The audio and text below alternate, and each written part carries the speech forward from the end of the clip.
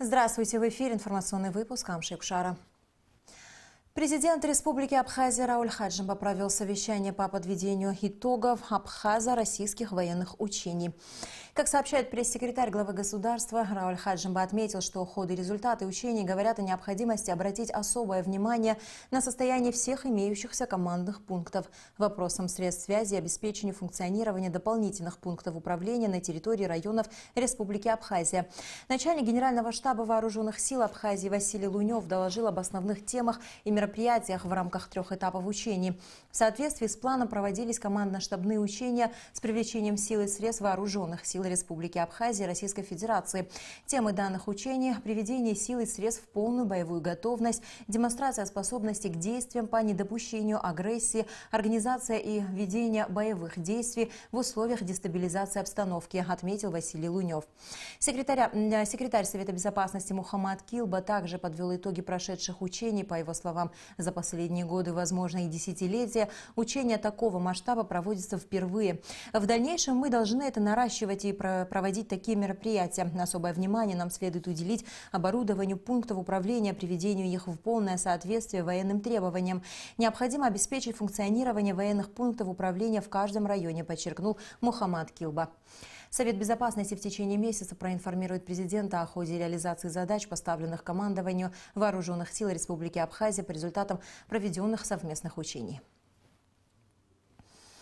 Президент Республики Абхазия Рауль Хаджимба выразил соболезнования президенту Российской Федерации Владимиру Путину в связи с гибелью людей в результате трагического происшествия в аэропорту Шереметьево. Выражая искренние соболезнования по случаю крушения самолета SSJ-100 в аэропорту Шереметьево, с глубоким прискорбием мы восприняли печальную весть о трагической гибели людей в результате катастрофы. От имени народа Абхазии, от меня лично прошу передать слова соболезнований и поддержки родным и близким погибших, отметил в своем соболезновании президент. В воскресенье в аэропорту Шереметьево произошла авиакатастрофа. При экстренной посадке загорелся самолет «Сухой Суперджет-100», выполнявший рейс из Москвы в Мурманск. Через 28 минут после вылета капитан воздушного судна принял решение возвращаться в столицу. Предварительная причина – попадания на высоте 2100 метров молнии в корпус самолета и вызванные этим сбои в работе автоматики авиалайнера. При экстренной посадке самолет дважды ударился о взлетную полосу. По данным Следственного комитета России, в результате авиакатастрофы погиб 41 человек. К другим новостям. В Народном собрании и парламенте Абхазии состоялось заседание депутатов с участием министра здравоохранения Тамаза Цахнаки, председателя службы госбезопасности Абхазии Зураба Маргани и генерального прокурора Зураба Ачба. Главная тема заседания – состояние здоровья депутата парламента Аслана Бжания. Подробности в репортаже Ирины Аршба. Депутат Народного собрания парламента Абхазии Аслан Бжания в тяжелом состоянии был госпитализирован в одну из больниц города Москвы 18 апреля 2019 года. Ему был поставлен диагноз вирусная пневмония. Несмотря на то, что из Москвы поступает информация о том, что состояние его здоровья стабильное и Аслан Бжания идет на поправку, в обществе существует серьезная обеспокоенность по этому поводу. Кроме того, ситуацию обостряют высказывания некоторых представителей оппозиционных сил о том, что Аслан Бжания якобы подвергся внешнему воздействию. В частности, такого рода заявления прозвучали на недавней пресс-конференции руководителей оппозиционных политических партий и общественных организаций. Начальник штаба Хишба озвучил официальную версию, диагноз Георгиевича, затем допустил возможность, внешнего влияния на его здоровье. Затем пошли выступления, и некоторые, и каждый из нас не осуждает, если у человека какое-то мнение появилось, но надо сначала, во-первых, обосновать это мнение, прежде чем озвучивать. Дальше, высказывать конкретные адреса, кто, где, почему мог это сделать. Наши друзья были участниками, наши коллеги были участниками этой пресс-конференции. Если они знают что-то, что мы не знаем, нам бы хотелось, чтобы они с нами поделились. И мы рядом станем. Если есть на это основание, мы все рядом с ними станем. Если нет, то надо просто немножко следить за собой, и не торопиться с высказываниями, с выводами. Присутствовавший на заседании министр здравоохранения Тамас Цахнаки рассказал депутатам о состоянии здоровья Аслана Бжания, отметив при этом, что с первого дня его госпитализации Министерство здравоохранения Абхазии и России тесно контактируют и обмениваются информацией по этому вопросу. Однако Минздрав Абхазии не имеет полномочия обсуждать диагноз и вмешиваться в лечение Аслана Бжания. Мы буквально в ежедневном режиме, общаясь, они информировали о том, что да, состояние стабильное, проходит лечение в полном объеме. Мы направили в том числе и письменное обращение в Министерство здравоохранения России. Я непосредственно разговаривал с Вероникой Игоревной Скворцовой. Устно по телефону мы обсуждали и этот вопрос в том числе. Сегодня им нарочно уже вручат этот документ, и, безусловно, на него будет получен письменный ответ. Мы также посредством Минздрава России получили соответствующий документ с самой больницы, где сказано о том, что пациент находится в стационаре, ему проводится все необходимое лечение. Однако они на данный момент, на сегодняшний день, нам не формулируют диагноз, поскольку в соответствии со статьей 13 Федерального закона об охране здоровья граждан, факт обращения гражданина, нахождение в медицинской организации, диагноз составляет врачебную тайну. Не допускается разглашение врачебной тайны без согласия пациента. Пациент такого согласия не дал. Поэтому мы получили общую информацию о том, что состояние его стабильное, он проходит лечение в полном объеме. Никаких иных факторов, причин, которые могли бы усугубить его состояние в момент поступления, дополнительно помимо озвученного диагноза, нам предоставлено не было. В данной ситуации необходимо тщательно разобраться, считают депутаты Народного собрания. При необходимости подключить соответствующие структуры и ведомства и ответить на волнующий всех вопрос, в чем причина болезни депутата парламента и лидера оппозиции Аслана Бжания. На уровне пресс-конференции озвученное отравление должно быть сигналом ко всем правоохранительным органам для того, чтобы, начать доследственные проверки. Это наш гражданин, это депутат парламента. Его диагноз, предварительный он, непредварительный или окончательный, никакой врачебной тайны составлять не должен для следствия. Может, кто-то из соратников поедет тоже вместе с ними туда и поговорить с родственниками, поговорить с представителями этого лечебного учреждения. И нам надо получить информацию. Как было отмечено на заседании, определить и озвучить диагноз депутата Аслана Бжания необходимо в кратчайшие сроки, дабы не допустить спекуляций на эту тему с целью нагнетания политической напряженности и дестабилизации обстановки в стране накануне предстоящих президентских выборов.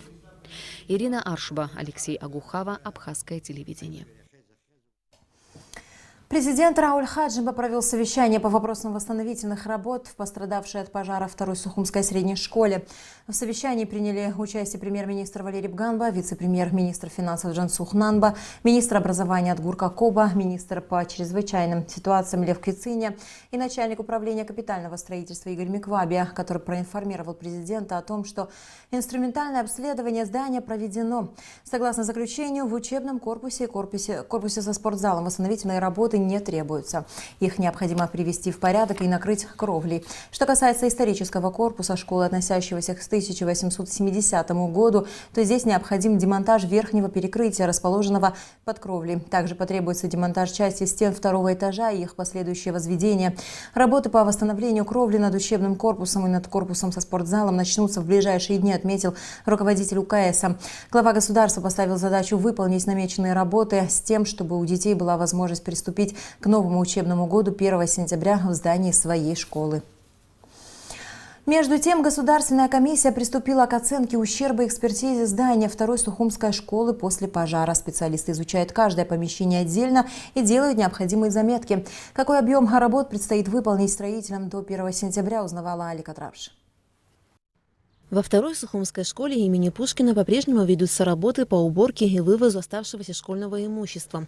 Технический персонал школы, вооружившись вениками, шлангами и тряпками, подметают, моют и убирают, высушивают коридоры и классы от последствий пожара. Управление образования столицы наняло несколько рабочих, которые помогают перенести тяжелую мебель в спортзал. Сюда также временно складируют и уцелевшие книги из школьной библиотеки. Наши техработники основные сейчас в очно-заочной школе и в Альфе одна. А здесь у нас гардеробы же работали.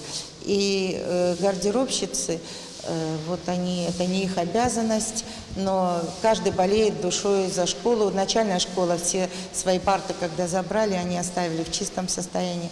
Мы постепенно всю школу приведем в порядок. Своими силами все, кое-кто как может помогает нам. Единственное, вот тяжести мы детей не можем в аварийное здание старшеклассников, а приходится где-то вот нанимать рабочих и тяжести спускать. Тем временем Государственная комиссия проводит экспертизу здания школы. Каждый кабинет, пострадавший от пожара, специалисты изучают отдельно и делают необходимые заметки.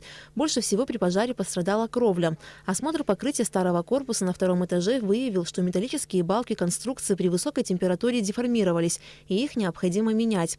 Кроме того, некоторые стены сильно потрескались. По словам специалистов, это произошло из-за резкого перепада температуры, и поэтому часть перегородок несущих стен придется возводить заново. Также из-за большого количества воды при тушении пожара повредились и деревянные покрытия полов. Их также будут менять. Вздувшуюся шпатлевку с потолков и стен тоже снимут. Кроме того, как отмечают специалисты, пока не высохнут стены, приступить к работам по укладке новой кровли невозможно. Пока стены полностью не высохнут, слава богу, у нас впереди лето, ничего делать нельзя. Вот мы надеялись, что можно будет сделать кровлю и дать высохнуть. Но сейчас, когда вопрос стал, что придется менять и покрытие тоже, то есть полноценную кровлю мы сделать не сможем. Это все, я даже не знаю. Конечно, можно подсушивать некоторые помещения, скажем, второго этажа, первого этажа. Ставятся пушки, просушивается, и все это выполнимо. Но вот проблема, которая нарисовалась здесь в старом корпусе, она большая. Говоря об отсутствии пожарной сигнализации в школе и о том, что именно из-за этого пожар не удалось обнаружить вовремя и, как следствие, быстро потушить, из фильма ИТОП отметила, что при восстановлении школы в 2008 году пожарная сигнализация не была предусмотрена сметой и поэтому не введена в эксплуатацию. И в проекте не было, и в смете не было, и даже вообще такого понятия, как пожарная сигнализация, не существовало. Оно пошло после 10-11 года, когда разработали вот эту систему. Если бы за эти 11 лет кто-нибудь бы обратился к строителям, профинансировали бы пожарную сигнализацию, ее бы тоже сделали. В школе на этажах установлены пожарные гидранты, позволяющие подключать оборудование, обеспечивающее подачу воды для тушения пожара. Однако во время возгорания из-за того, что была отключена подача электроэнергии, пожарные не смогли подключиться к гидрантам, отмечает руководство школы. Государственный комитет Республики Абхазия по строительству и архитектуре уже в ближайшее время передаст все собранные материалы в Управление капитального строительства. С понедельника 6 мая учащиеся пострадавшей школы возобновили занятия в очно-заочной, третьей и частной школе «Альфа». Занятия проходят в 2 смены. В классах, где количество учеников превышает 25 человек, уроки проводят по 40 минут. По словам школьников, отсутствие привычных для них комфортных условий в очно-заочной школе ничуть не отражается на их учебе. Ну, конечно же, условия с нашей школой старой не сравнить, но, в принципе, учиться можно, и на учебу это никак не влияет. А еще очень хорошо, что появился буфет, что дети могут приходить и кушать на переменах. Так, в принципе, все в порядке. Даже если условий нету, все нормально. Мы учимся. Условия, в принципе, нормальные, то есть нас все устраивает. И не так уж все плохо, но все равно мы хотим идти в нашу школу, потому что это не сравнится с этой школой. В частной общеобразовательной школе «Альфа» в 2 смены временно обучаются порядка 360 учеников младших классов.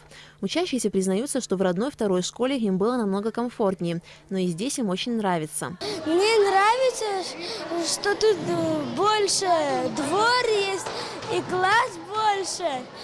Ну и вот это, бегать нельзя, это один минус еще. Еще на улицу не разрешают почему-то. И столовая большая, это тоже хорошо. Несмотря на большой объем работы, который предстоит сделать и строителям, и коллективу пострадавшего от пожара учебного заведения, руководство второй школы надеется провести последний звонок в родных стенах. Аля Катрапш, Степан Мартиросян, Абхазское телевидение. Близится День Великой Победы. 9 мая мы отметим 74-ю годовщину Победы в Великой Отечественной войне. По всей Абхазии пройдут праздничные мероприятия. В Сухуми они традиционно начнутся с церемонии возложения цветов и венков к памятнику неизвестному солдату. Там же состоится митинг и торжественное прохождение подразделений Министерства обороны Абхазии и погрануправления ФСБ России в Абхазии, а также прохождение колонны «Бессмертный полк». В эти дни в школах столицы уже проходят мероприятия, посвященные Дню Победы, организованные Сухумской городской администрацией. Это утренники, линейки, лекции, беседы, просмотр видеофильмов, выставка материалов, посвященных Великой Отечественной войне, конкурс рисунков на асфальте и другие мероприятия. Кроме того, накануне Дня Победы ветеранам Великой Отечественной войны будут вручены подарки и материальная помощь от администрации города Сухум. С 12 по 14 апреля на площадке Абхазского госуниверситета впервые проходила Олимпиада под названием «Путь к вершинам». Выпускники школ из всех районов Абхазии имели возможность проявить себя, не проверить свои знания и, самое главное, поступить в главный вуз страны без вступительных экзаменов. Победителей и призеров Олимпиады, а их 35 человек, награждали в торжественной обстановке в Агу. Об этом наш следующий сюжет. Развитие творческих способностей и интереса к научной деятельности у талантливой молодежи, популяризация научных знаний, создание условий для интеллектуального развития и поддержки одаренных школьников, оказание содействия молодежи в выборе профессиональной ориентации – все это основные цели Олимпиады для школьников «Путь к вершинам», которая была организована и проведена преподавателями АГУ совместно с Министерством образования и науки Абхазии.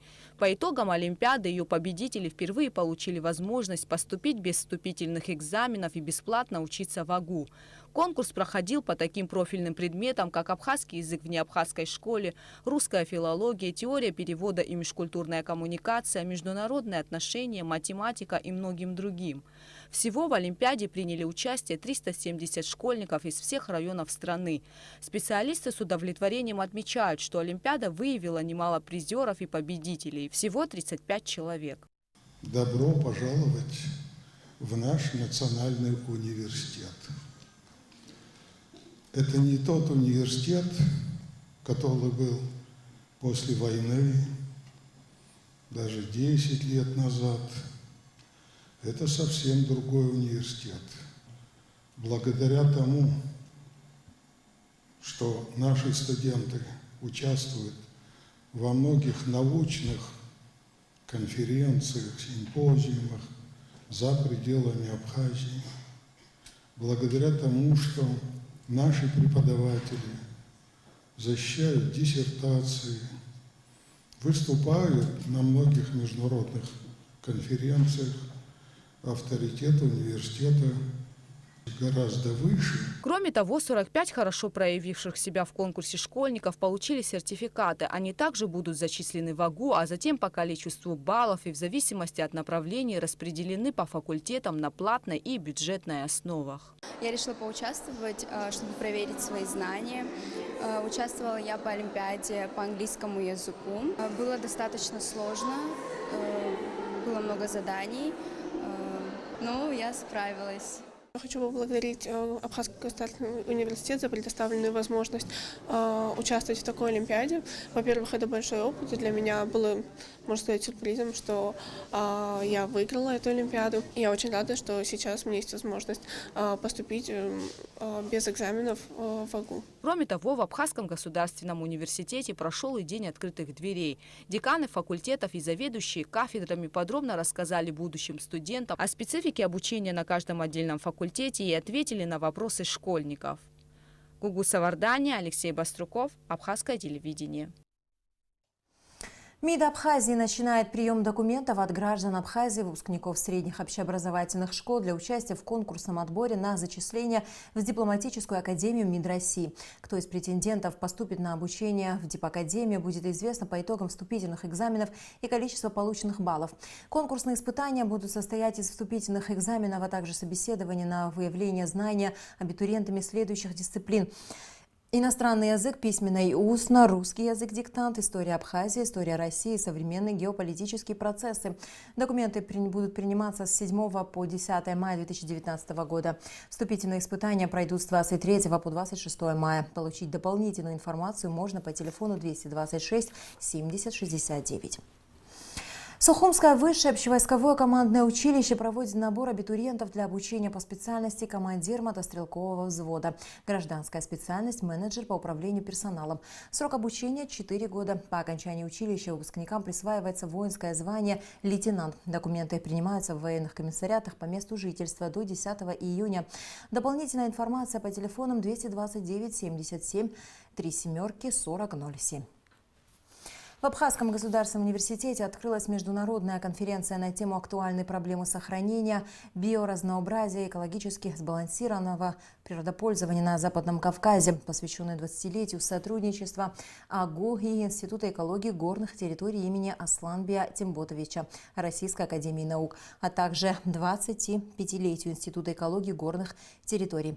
В научном форуме приняли участие министр сельского хозяйства Республики Амиран Какаля, президент Академии наук Абхазии Зураб Джопуа, ученые, студенты. Саид Джарсаля продолжит тему.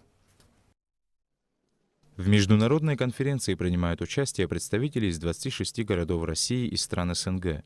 Основные направления работы конференции – биоразнообразие на территории Кавказа, закономерность формирования, экология и эволюция организмов и сообществ, экологическое образование и просвещение.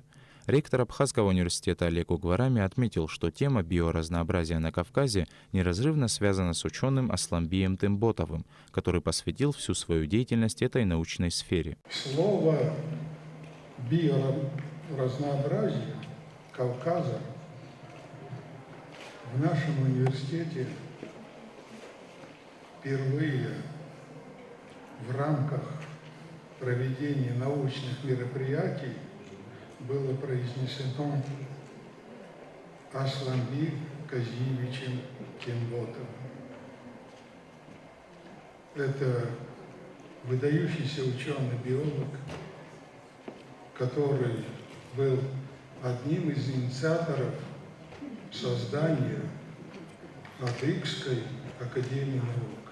Он был у нас в Абхазии, и впервые он тогда сказал, что надо провести конференцию по биоразнообразию Кавказа именно у вас, в нашем университете. Нужно отметить, что специалист в области изучения млекопитающих Кавказа, экологии и охраны природы Асланби Темботов был соучредителем и первым руководителем Института горных территорий в составе Российской академии наук. Выдающийся ученый был автором множества исследований и научных трудов. После его смерти институт возглавила его дочь, доктор биологических наук, член-корреспондент Российской академии наук Фатимат Темботова. Довольно неожиданно и приятно стало то, что членов и участников этого мероприятия стало значительно больше. Фактически к нам на эту конференцию приехали представители не только науки Западного Кавказа, это и природоохранных территорий, это и университетов. Развитие нации и вообще государства является развитием науки, образования и культуры. И, наверное, вот наше мероприятие будет вот какой-то каплей, наверное, в этом русле. Научные заседания, которые будут проходить в рамках конференции, разделены на 5 секций. В каждой секции участниками будут зачитаны доклады, посвященные почве, флоре и фауне, а также научным основам экологически сбалансированного природопользования и охраны природных ресурсов, в том числе проблемам инвазии чужеродных микроорганизмов на территории Западного Кавказа. В ходе конференции будут заслушаны около 60 докладов ученых различных институтов, университетов и научных сообществ Абхазии, России, Узбекистана и Белоруссии. Международная конференция будет проходить до 8 мая. Саид Джарсаля, Алексей Баструков, Абхазское телевидение. Единое духовное управление мусульман Абхазии объявило о начале поста в священный месяц Рамадан, который приходится на 17 мая. На протяжении Рамадана мусульмане обязаны соблюдать пост, во время которого они воздерживаются от еды и питья в светлое время суток. Пост могут не соблюдать только дети, пожилые люди, физически нездоровые, находящиеся в путешествии. Следующий день после окончания священного месяца для мусульман считается праздничным Ураза Байрам, когда каждый состоятельный мусульманин жертвует продовольственной корзиной в пользу неимущего, после чего в мечети совершается коллективная праздничная молитва. Продолжаем выпуск. Спортсмены из Абхазии заняли 11 первых и 12 вторых мест на 25-м международном турнире по вольной борьбе на приз мастера спорта международного класса чемпиона СССР, чемпиона Европы Раша Хутова. В турнире приняли участие также спортсмены из Краснодарского края, Республики Адыгея, Чеченской Республики. Абхазские борцы завоевали большинство наград турнира. Бронза также досталась 9 абхазским спортсменам. Среди золотых, серебряных и бронзовых призеров также были представители России, в том числе Республик Северного Кавказа. К примеру, первые места в весовых категориях до 48 и до 86 килограммов достались спортсменам из Чечни Сайфуле Сулейманову и Артуру Шамаеву. В весовой категории 92 килограмма победу одержал представитель Краснодарской школы борьбы Герман Чичан. И в завершении выпуска о погоде. По сообщению Гидрометцентра, в Абхазии ожидается небольшая облачность без осадков. Температура воздуха ночью 12-17, днем 25-30 градусов. Температура морской воды 14 градусов.